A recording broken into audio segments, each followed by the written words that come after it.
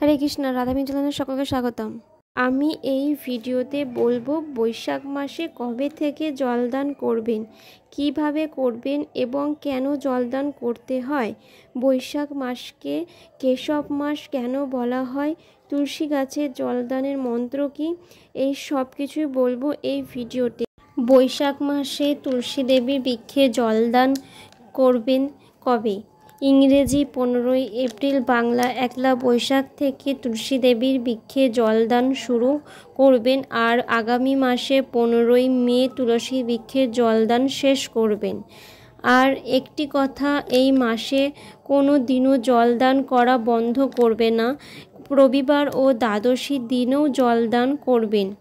কিভাবে করবেন? সবার প্রথমে বাজার থেকে একটা মিডিয়াম সাইজের মাটির ঘট বা তামার পাত্র ঘট কিনে আনবেন। তারপর মাটিটির মাঝখানে একটা ছোট্ট ছিদ্র করবেন আর একটু মোটা সুতো লম্বা করে ঝুলিয়ে দেবেন। এবার আপনি তুলসী গাছের পাশ দিয়ে 3টি কাঠি লম্বা করে মাটিতে পুঁতে নিয়ে এবার ঘরটি এই কাঠির সঙ্গে ভালো করে বেঁধে তুলসী গাছের ওপরে ঝুলিয়ে দিন। বেশ, আপনার ছড়া রেডি হয়ে গেলে এবার জলদান কিভাবে করবেন, এটি কিন্তু প্রতিদিনই করতে হবে। প্রথমে সকালে স্নান করে শুদ্ধ কাপড় পরে তিলক ধারণ করবেন। তারপর ঘরটিতে 3টি সিঁদুরের ফোঁটা দেবেন। তারপর অল্প আতক চাল দেবেন। এবার আপনি একটা তামার ঘটি করে গঙ্গা জল বা কলের শুদ্ধ জল নিয়ে ওই ঘটে দিন। আর দেবার সময় অবশ্যই এই মন্ত্রটি কিন্তু অবশ্যই বলতে হবে। গোবিন্দ বল্লভানং দেবী ভক্ত চৈতন্যকারিণীং প্রায়ামি জগদ্ধাত্রীং কৃষ্ণ ভক্তি পুত্রায়ণী।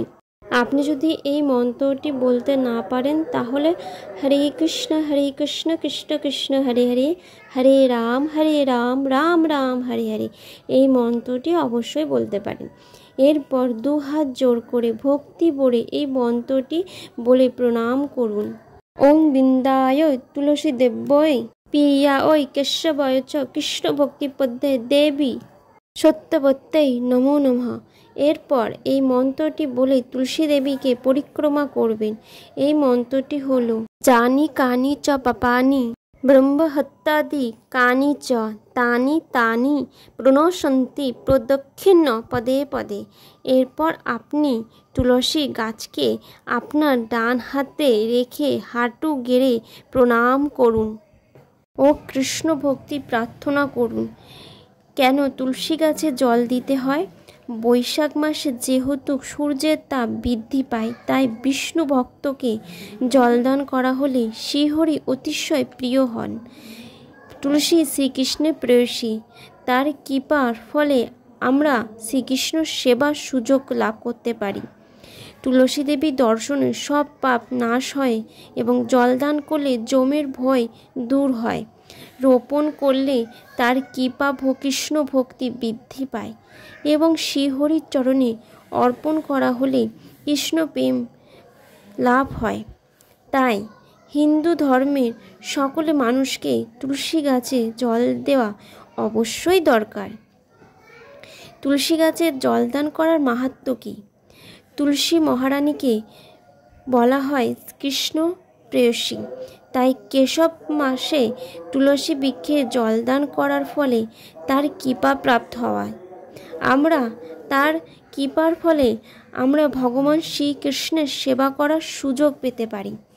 তুলসী দেবীর সম্বন্ধে আমাদের সনাতন শাস্ত্রে বলা হয় যে তুলসী বৃক্ষ দর্শন করলেই সকল পাপ মুহূর্তে বিনষ্ট হয়। তুলসীর কৃপায় জলদান করলে যম যাতনা দূর হয়।